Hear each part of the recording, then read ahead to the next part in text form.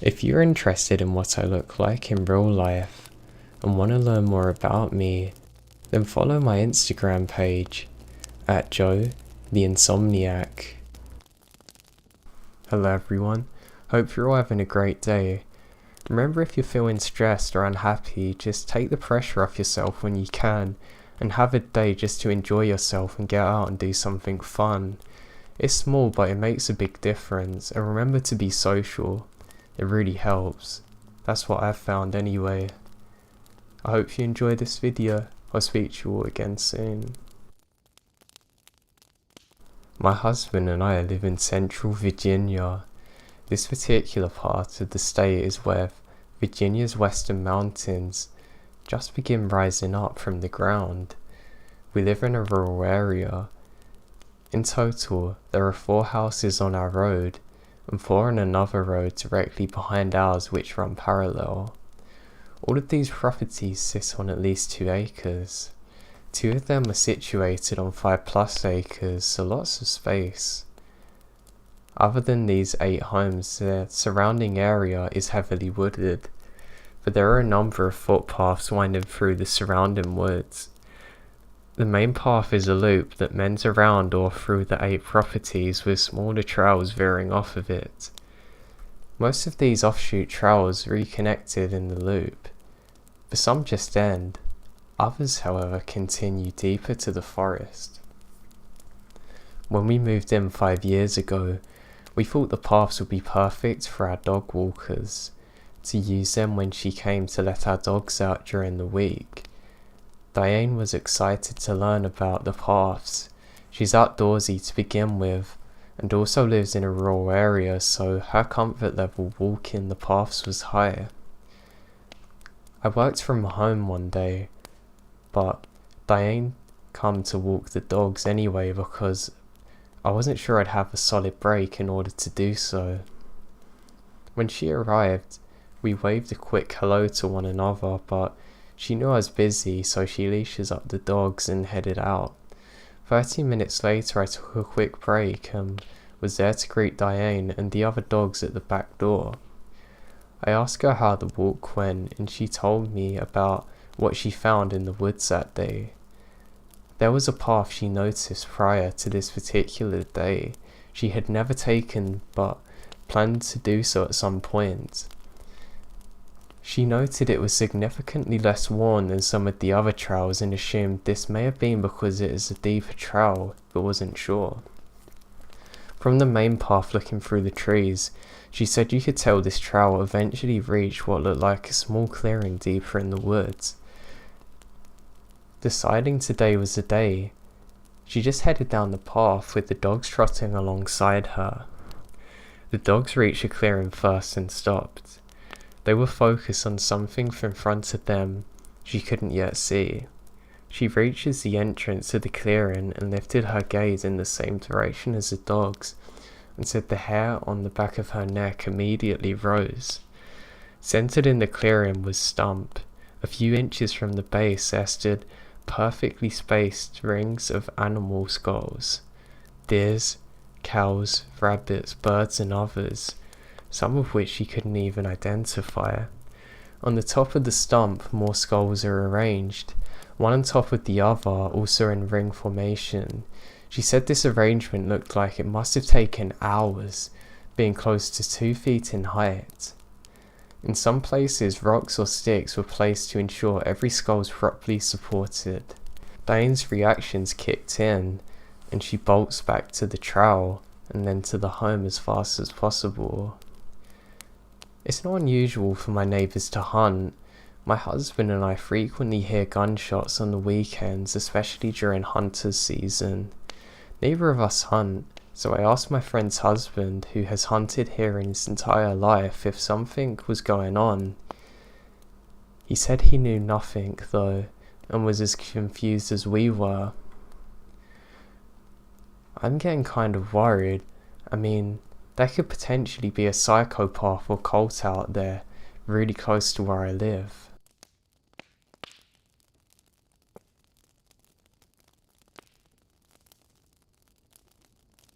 From roughly 2000 to 2005, I lived on the south edge of Northern Virginia. This was a rural area with houses set far apart from each other, surrounded by fairly dense woods. There was a phenomenon that I came to call the woods walkers.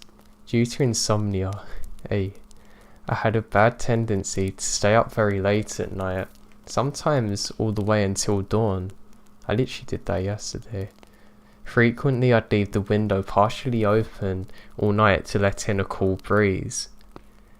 On some occasions late at night, or after midnight, I'd hear something loudly crashing through the woods behind the house. It always sounded like a large man staggering drunkenly through the woods, always along the same path from the same direction down towards a Bull-Run river. The leaves would be rustling very loudly, as if a large person was carelessly dragging their feet along the ground. Branches would be snapping, as if the person was lunching blindly through the forest. I couldn't tell if it was one person or several, but the passing through the woods always created an alarming amount of noise. I came to expect to hear the woods walkers every 2 weeks or so. After a while, whenever I heard the noise of the wood walkers, I would peer out of the window trying to discern who or what would be making all the sounds at such a late hour. I never saw a thing, no outlines of figures nor a glow from a flashlight or cigarette. The really strange thing about this is that the apparent path they were traversing came from nowhere and went nowhere. They just stumbled through the woods, apparently tearing their own path through the wilderness, going deeper into the woods. It's also bizarre that they would go crashing deep through the woods at 2 or 3 a.m. when it's literally pitch black without a source of light. It seems impossible to me that anybody could find their way through the woods in the dark like that. On one particular occasion, I heard the woodwalkers behind the house. Then I heard a bunch of gunshots from directly behind it. It sounded to me like a handgun, maybe a 9mm or a .38 special. The next morning I wandered around the edge of the yard searching for expended brass, but didn't find anything. I found no traces or signs of anyone, in fact. In the days after the gunshots, I became increasingly determined to solve the strange mystery of the woods walkers. I put a flashlight on the small dresser by my door.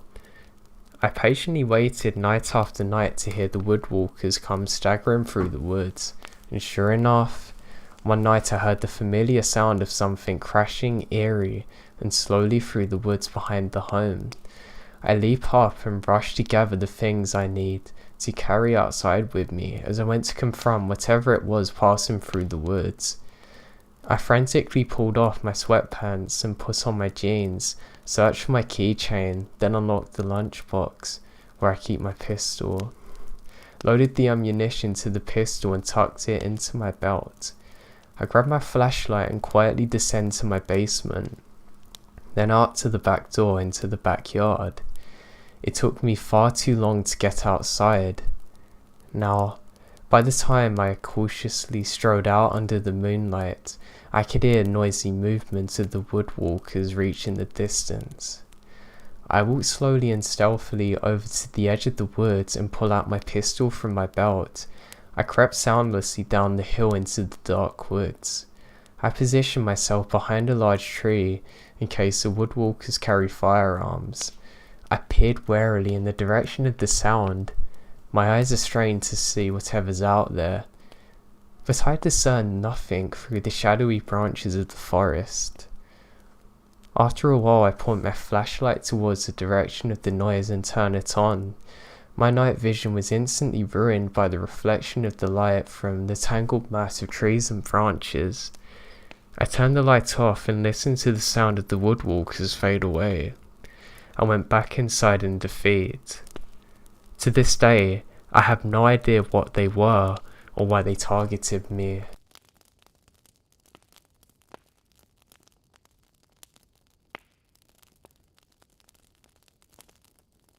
I took a gap semester a couple of years ago and decided that I should take a road trip with a buddy who was also taking a semester off from school.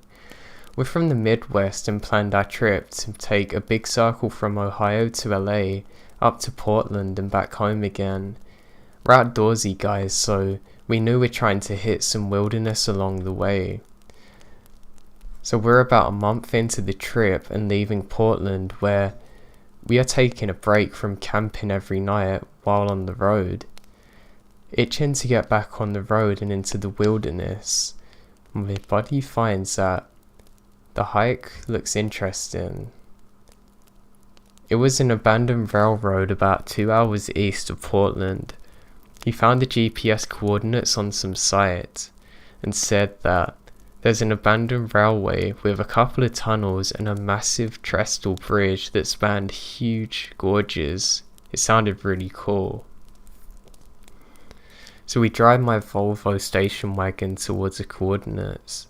If you've ever been to Oregon, it's beautiful, foggy, never-ending views of thick pine forests. The type of place that you can barely see 20 feet in any direction because of the density of the trees. For the last hour of this 2-hour drive, we're driving on dirt logging roads, haven't passed a single car or seen any sign of life since turning off a rural highway. It was creepy, endlessly dark. Stop. I hit the brakes. My buddy squinting at his phone. Looks like we're at the coordinates. I pull off to the side of the one-lane road and put the Volvo in park. The dense trees are still all around us, but I can barely see up ahead, and there is a linear gap in the canopy. I guess that's the railroad. We hop out of the car and I load up my day pack with my camera, headlamp, water, pepper spray, knife. After second thought, I put the knife in my pocket. The railroad's been abandoned for about 50 years. This means that while you can still see the tracks while standing on them, thick brush has filled it in entirety. It has nearly filled in the space between the rails except for a foot-wide path that has been maintained by elk, deer and bears. I notice my buddy is also looking at a private property sign. This is fading into a tree. He looks at me and I shrug and we start walking. The tracks are dead straight. This means that we can see a couple 100 yards down the center of this valley tunnel of vegetation, as if I'm in a very narrow alley that never ends. To either side, I can hardly see 10 feet in front of me. We walk and walk. Honestly, a boring hike considering there's no view and it was dead straight. But we continue. We know the tunnel's ahead. I kept myself busy trying to pace my stride with each railroad tire. Step after step, we walk about 3 miles away from the car, into the woods. Suddenly I stop and my body bumps into my backpack. I had just looked up from my feet and was staring into a looming tunnel ahead of us, covered in moss. The entrance surrounded a black hole that went right into the mountainside. Again we shrug and turned on our headlamps before going in. Graffiti covered everything that wasn't moss, and moss was straight up covering the areas that are covered by graffiti. Our headlamps are dimly lit, but we can see walls covered with graffiti. I stare eye to eye with a 20-foot wide mummy. Now I can barely see my hand in front of my face because of the darkness, and we couldn't yet see the end of the tunnel. Drips of water echo off the walls, and my buddy and I quickly walked down the track in silence. I had my knife out on my side. I was relieved to get out. From the exit of the tunnel, I could already see a massive gorge up ahead. The tracks went across a bridge that screamed PNW. It was easy to forget about the creepiness of the tunnel, and I looked forward to busting out my camera. Once I set foot on the bridge, I realized the danger of crossing something that hadn't been maintained in 50 years. The wood was clearly aged and rotten in some places, but the view's incredible. We balanced on the steel tracks and walked over to the center of the trestle, where we could see the river 500 feet below us. Horrible logging scarred the mountainsides along the gorge. I noticed a place where the boards had broken through. I hope nobody's fallen. Instead of turning back after getting some good shots, we keep going. The sun was getting into late afternoon now, and was blocked by the steep mountains around us. We quickly walked off the bridge and back into the green tunnel, but for some reason, I started having second thoughts. I don't know why or where they came from, but I slow my pace and start thinking about how can I ask my buddy to turn around. Before I was going to turn around and ask Nate, I glanced up ahead at the tracks. Directly ahead, about 200 yards away, someone's eyes are looking at me. I stop in my tracks and feel a cold rush to my hands and head. The person staring has stopped now. I see another man's head poke around. It's two of them, I whisper to Nate. Slowly we start walking down the green tunnel towards the men. They're walking towards us. As we get closer, I walk faster out of fear. Bouncing on my man's chest is a large bush knife. He's wearing filthy clothes, has a long matted beard, and has not broken eye contact. A revolver is tucked into his pants, and he's carrying a rifle with a magazine. At this point, it's too late to turn back, and I realise that my buddy and I are going to have to squeeze by these men through the narrow gap between the tracks. The brush is pulling up my sleeves. How's it going? I ask nervously, as I squeeze by the men holding eye contact. I count 4 guns and the stench of body odour. I'm unsettled by the way these guys look. I got a gut feeling I've never felt before. They say nothing can go past us. I kept hurrying away. And before I know, they're out of sight when I look behind me past Nate. I turn to Nate and give him my what the hell look. After walking silently for 10 minutes, we stop. I didn't know what to say. I didn't want to walk deeper in, but I also didn't want to walk back towards where the creepy dudes are going. Suddenly loud moaning and shrieks start coming from the dense woods off to the side. It sounded like it's 100 yards away. It doesn't sound human, but it sounds like it's in agony. This is the final straw. We bolt back towards the car. I'm no runner, but we ran over the bridge like my life depended on it. Through the black tunnel and through the endless green that surrounds us. Finally I see the logging road up ahead where the car's parked. I start running where I hear a truck idling. I can start to see it through the brush. A big old F330 lifted pickup truck idling behind my car. The station wagon looks comically small in comparison. I can see the 2 men sitting in the truck with the doors open and guns out staring at us waiting.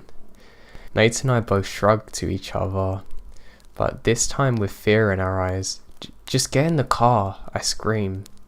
We hop in, and I stare at the men in the rearview mirror. We wait. My heart is pounding. Are they gonna kill us? I think they might do. I grab the knife and pepper spray. After waiting for what feels like an hour, the men haven't taken their eyes off of us and we can't back up given how close they are. I notice a fairly solid looking shoulder to the side of the road on my right, and I decide to try and pull in to do a quick U-turn to get away. So that's what I did. Turned the wheel all the way and floored it. Thankfully my car made the turn and was able to clear the back of the truck.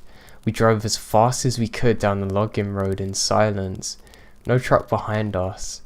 Dust pluming as we ride away. I drive all the way back to Idaho that night and had my eye on the rearview mirror the whole time.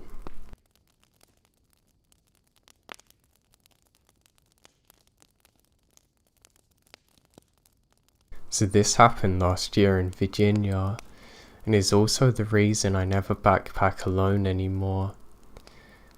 I was talking to one of my friends, and ended up taking a summer course at the time, and we ended up with a 3-day weekend in June, so I thought it was a great time to go and explore some of the Virginia wilderness and all. I did a Google search and found a state park with a trail that looked nice and let my roommate and family know that I'm going to be going on a certain trail. When I got close to the park area, I saw a little outdoor shop where people liked hiking the Appalachian Trail stop. I went in to grab a map of the area just in case I get lost. As I was talking to the owner, he mentioned a trail that's not very well known but has a pretty cool waterfall and swimming hole. This piqued my interest, so I showed him my map and he pointed to where it was. It took me outside the state park, but he said it's a great place to go. I paid for the map and thanked the owner. I texted my roommate and parents about the trail, and I parked my car and set off for the adventure. I should note that the waterfall was going to be a side trip from my journey. I was planning 3 days and 2 nights. I started on the Appalachian Trail and it was pretty packed with people, and some of them were really fun to talk to. As expected, as I got further and further from the main trails, I see less and less people. Around early afternoon, 3 miles from my destination, I noticed it was unnaturally silent. No birds, no bugs, not even wind. I had a feeling of being watched. I shook it off as me overanalyzing the situation. I got to the waterfall and it wasn't too spectacular, but it was cool to look at. Plus it had a good sized area to swim in, so naturally I stripped down to my bare minimum and went swimming. It was pretty refreshing. As I was getting my clothes back on, I started whistling to myself. That's when I heard something whistle the same tune back. I thought it's a bird copying me, so I went back and forth with it, and it will repeat whatever I whistled. I thought it was pretty neat. As I was setting up camp, I couldn't shake the feeling that I was being watched, and again, I'd get goosebumps and my hairs would stand up. As night fell, I built a small fire and lit my jet boil to make dinner. As I did so, I became hyper aware that I was being watched or that something was wrong. I then realized that there was no sound, only deafening silence. Some part of my brain was telling me that I'm not safe and to leave. I just ignored it and crawled into my tent with my flashlight and book. I went to sleep without incident. When I woke up the next morning, my sight was trashed. My camp stool was nowhere to be found. My bear bag with my food was cut down and the contents were thrown across the site. Now my first thoughts are that a crafty animal has actually chewed through the rope and got to the bag, but I look at the rope and it was cut with something very sharp. Plus, none of the food was touched. I also noticed bare footprints around my campsite. Keep in mind I'm at least 6 to 8 miles from a road. As I was looking at the mess, I heard a branch snap off in the distance. I turned to look and see nothing. I look again. I still see nothing, but I heard whistling again. The same whistle from yesterday, but it was different. It sounded more sinister. It made my hair stand up on the back of my neck, and this is when I listened to my instincts to get out of there. It sounded like it was a little off in the distance, so I packed up as fast as I could. The whistle got closer as I finished stuffing the tent into my bag. It didn't bother me that I wasn't putting stuff away properly. The whistling was constant and sounded like it was coming from all directions. I got fed up with the whistling and yelled into the woods, "Shut up and do what you want." It stopped whistling and it gone back to being quiet for a moment. Then it repeated in my voice. It sounded like me but distorted, like coming from an old TV. After I heard this, I immediately threw my pack on and ran the direction I came. I heard it moving just behind me, fast, switching and whistling in my voice. I felt like it was toying with me, not coming too close, but not being too far. Eventually it sounded like it got further and further away from me when it suddenly stopped. When it stopped, I stopped and turned around. I wished I didn't because I heard the most bone-chilling screech I've ever heard coming from right next to me. That's when I started running back. Less than half a mile into the run, I see a couple that was also backpacking. They saw the look of terror on my face. They asked me what's wrong, and saying who is screaming and if I'm okay. I tell them what happened, and they decide not to go down there, or where I just come from. We moved to a more populated area of the trail. As soon as I got back to my car, I drove to the park ranger station reporting what happened. Since the site was off of their area, they couldn't even do anything. The ranger station parking lot ran right up to the woods. When I was getting into my Jeep, I heard the Chill Bill tune coming from the woods just in front of me. I never drove so fast in my life. When I told my roommate why I was back, he said you should never go there alone again.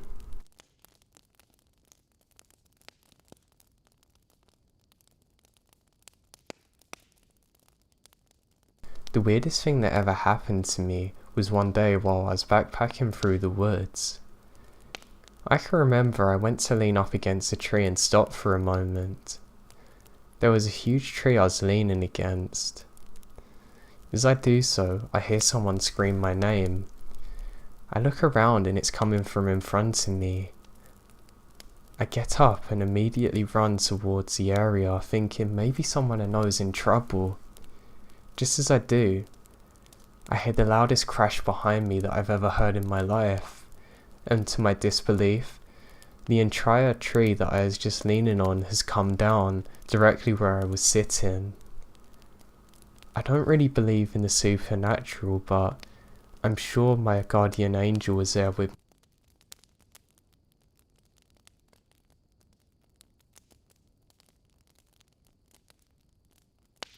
Every summer or so, my family travels up north to our friend's property. Father's old boss, to be exact. He lives on a rather large 80 acres of Washington woods, half of which is his gold mining operation consisting of many old machines and gigs. The other half, dense thick woods, unoccupied and closed off to the public. Curiosity and integrity brought both of us together. We do lots of hikes on the property where it's unkept and overgrown, just to see what's there. After all, nature is wildly beautiful. One warm day we began the uphill hike to explore the woods, only to come across a trail that looked rather frequented, even being at quite a high altitude in the middle of nowhere. Following the trail, we stumbled across lots of old tools left behind by miners on the way back. Then we saw cabins, not one, not two, but three. These cabins were nearly collapsed and very old. Fears and dangers aside, we had to explore them, of course. While going in one at the time, we stepped into a very surreal world. Old bottles, bed frames and vintage stoves, probably all from the late 1800s to 1900s. One of the old cabins, unfortunately, was far too unstable to look in. The experience as a whole was like stepping back 100 years and seeing how these men worked hand and foot for gold, leaving all of this stuff behind. Another experience on this property was of seeing the aftermath of one of America's most disturbing times, slavery. Near our campsite lay thousands, and I don't exaggerate, thousands and thousands of boulders, each weighing 100 pounds.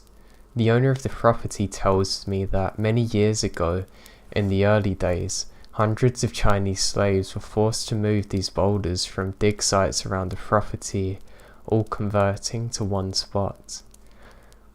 While to you, I'm sure it does not sound that creepy, but the emotional gravity you experience while standing on a mountain of boulders easily 20 feet tall that someone's forced to move and make by hand is not something I want to convey accurately. I do camp on his site often despite the multiple hour drive, and every time I pass those damn rocks I'm hit with heavy feelings of sad emotions.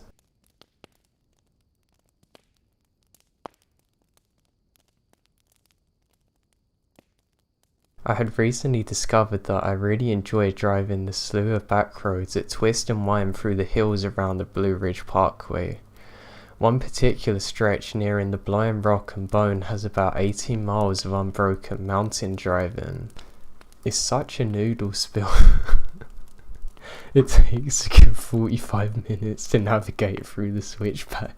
I don't know why they described it that way. One morning, I was out on a sunrise drive along that particular stretch. Keep in mind that the sides of this 2-lane road are a rock face to one side and a sheer drop to the other. There's very limited opportunities to turn around in the entire 18-mile stretch. If you're forced to turn back, it's a pretty risky 3-point turn, and there's no pulling off to the side and whipping around real quick. Well, I was about 6 miles in. It's about 6:30 AM and I hadn't seen another soul out driving the back roads to this day. As my tendencies lean, I was tearing through the curves about as fast as I can manage without risk. Out of nowhere, a black Cadillac rolls up. I didn't see it come up behind me. It was just kind of there. I'm already breaknecking down this road and he's down on me. The windows are tinted very dark, so I decide to pull off along the cliffside and let the vehicle pass. As it did, I could see nothing of the occupants.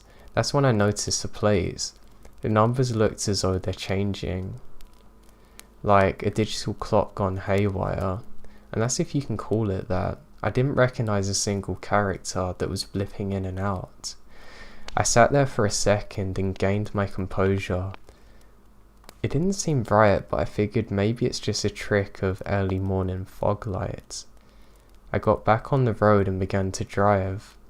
Not a mile later, a black Cadillac comes once again roaring up behind me. It had the same blacked out windows, same everything, right down to the flickering license plate, but it could not be the same one. I would have definitely seen it turn around to get behind me, but this is different, yet fully identical to the first. At this point, I'm just confused more than anything. Stranger things happen than this, so I let it pass and proceed onwards. About a mile later, I see it appear in my rear view, and I mean appear as if I wished it into existence. It was suddenly just there, identical to the first. It happened twice more that drive, and I've never seen anything like it since.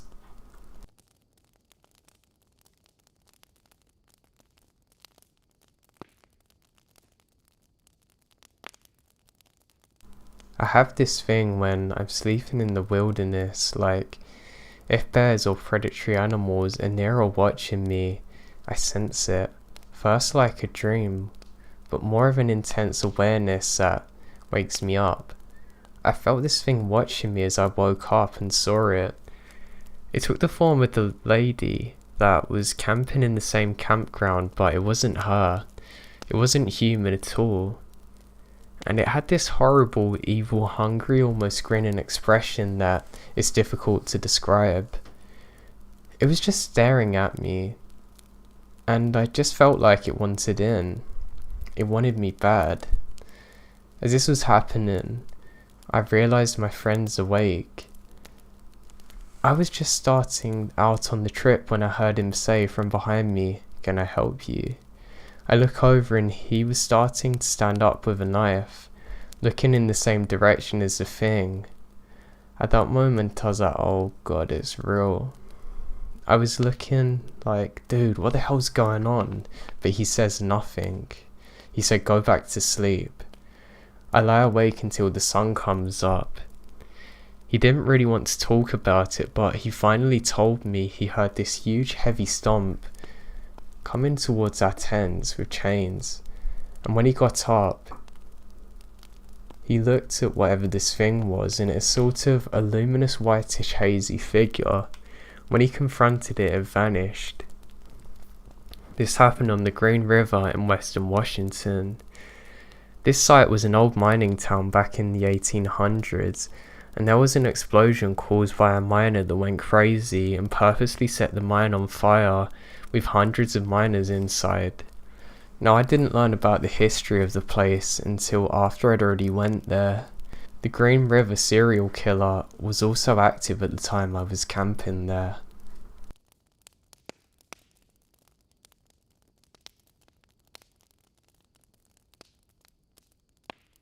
So this story was told to me by a childhood friend's dad. Me and my friends had known each other for quite some time. Most of the time he lived in town. This is an 8,000 populated town, literally in the dead center of Illinois. On the edge of town, on a country highway, there's a remnants of a small pig farm and slaughterhouse which is now run down, the land of which his family used to hunt on in the 80s.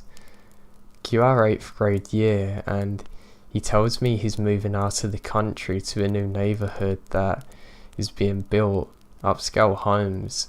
His dad has been promoted at the local power plant. That's a mile from the slaughterhouse. I started staying out at his gas much more than usual because, well, it's awesome. Lots of money went into it. We would explore the woods during the day. This was in about 98 and 99. We'd then spend our nights listening to music and messing with the Yahoo group chats. Anyway, one day out in the woods we come across a pond of decent size, and there's an island in the middle. My friend sees this and immediately goes pal, tells me we gotta go, and hightails it without telling me why. I keep asking him what's going on, but he won't answer me. We finally get back to his house and his parents are settling in. We then come through the garage. They see his face and ask what's wrong, and he tells his dad he found the pond. His dad looks sick, and again I say, what's going on? Now, his dad is pretty straightforward, not really a sense of humour kind of guy either, and would only enjoy a glass of expensive whiskey in the mood. He decides now is one of those moods. After getting his glass and taking a sip, he makes us promise to stay away from there, telling us his story. When he was younger, his dad took him and his brother to hunt out there. This incident happened when he's about 19 and well seasoned. They got out there early and decided to set up by his pond. Slow day, only a couple of deer that weren't worth seeing. Started to get the idea of going to a new spot. They then hear a rustling from outside the pond across from them. It's a wolf. But those aren't here. Not a thing in our area. At least not capable of walking to the pond. Looking at it while investigating, it stands up on its hind legs. It walks back the way it come into the water, swim into the middle, but walked up to the island now, again on its legs, standing up before lying down and appearing to fall asleep. They decide to wait to make sure it was out, then slowly back out, getting back to the truck as quick as possible, never going back there to hunt again. Again, this was told to me quite some time ago, but it's always stuck with me. My friend's dad never joked with us. He never seemed to have much of a sense of humour at all, never scared of anything, and never made another person laugh. It really terrified me, seeing everybody look so scared when I had no idea what was going on.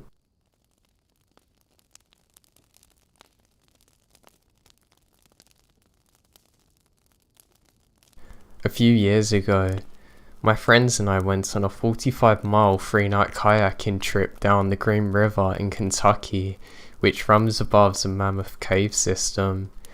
the world's longest known cave system with more than 400 miles of passages. We brought everything we needed in our kayaks and one canoe, food, tents and water filtrations, etc., and camped each night on the riverbank when it started getting dark and we found level enough ground. The first night was uneventful, except to say there is nothing like a wall of fireflies against a mountainous black tree line in the middle of nowhere. The second day around sunset, after a long day of kayaking and baking in the July heat, we came up on a stream on the bank that opened up into a large ravine. The stream, as we found out, was a cave spring pouring out blue freezing cold cave water into a lagoon, about 30 feet wide, and so deep the blue water turned black after a few feet. The lagoon had a long sandy beach, secluded by hills on either side and a tall overhang cliff behind and above us. It was beautiful, otherworldly looking. Time moved slowly there. We decided to camp there for the night. The sand is soft, white and very fine, ideal for ground sleeping. For some reason the place deeply frightened me, but I didn't speak up. We're all tired and everyone's having fun. We built a small fire and enjoyed the stars throughout the leafy canopy for a while before everyone goes to bed. I slept hard that night, around 5 a.m. I woke up with an urge to relieve myself. It's still dark. I had the tent door zipper about halfway opened, and just put my head out when I heard a loud and terrifying roar and scream. I immediately cowered back into my tent, zipping it up quick, and waited. The scream came from about 10 feet to my left, near the dwindling fire. It's high-pitched, but not like an owl scream. It was a wretched pain scream that got lower at the end. Being in the middle of nowhere in Kentucky, most likely it's from a fox or boar, or some kind of bird, but whatever it is, it made me lay awake for hours listening. I heard absolutely nothing. Granted, we're on a soft beach, but I didn't hear a single twig snap or a leaf crinkle when whatever it was finally shuffled away. I should mention at this time that up the beach and off to the side of the lagoon was a small dry cave opening maybe 3 feet wide. I cannot say with any certainty that it was not some ancient cave-dwelling creature that surfaced to investigate our camp. I somehow fell back to sleep and awoke the next morning shaken. I asked my friends if they've heard the terrible scream, but nobody has. We pressed on down the Green River. The third night at dusk, we came upon a large rocky beach. We pulled our boats ashore and decided that this will have to do, as we don't want to go in further and get the risk of being stuck in the water at dark. This rocky beach was where the river splits in two, and in the middle formed a collection of pale rocks, tall grass and dried out wood. A desolate pile with much the size of a football field. The landmass is covered in jumping sand spiders and tiny frogs, again otherworldly. We set up camp, ate, and went to bed around the same time. It's silent for around another half hour until I'm asleep. Suddenly though, my dreams are interrupted by what sounded like a loud boom, mechanical wooden beast. I awoke and shot up immediately. This is truly the loudest thing that I've ever heard in my life. It sounded like a massive bulldozer tearing down a huge steel wooden building. Then came a boom, followed by its echo throughout the river valley. The animal shifted and the birds flew away. We're all awoken by the crashing, yelling and confusion to each other in our tents. Nothing but silence followed outside our tents, and no one was particularly willing to shine a flashlight towards the woods. Eventually, we all decided it's a fallen tree and go back to sleep. The next morning, I thought about it some more. It didn't sound just like a tree falling. I must stress it had a metallic quality, and it was projected purposefully like a roar. In the morning, we find no evidence of anything out of the ordinary, nor any obvious fallen trees that could have made such a loud sound, so we pack up and head out onto the river one last time to head home. My friends and I still talk about that trip and all the weird things that happened. We did the same kayak trip a couple of years later, and nothing out of the ordinary happened.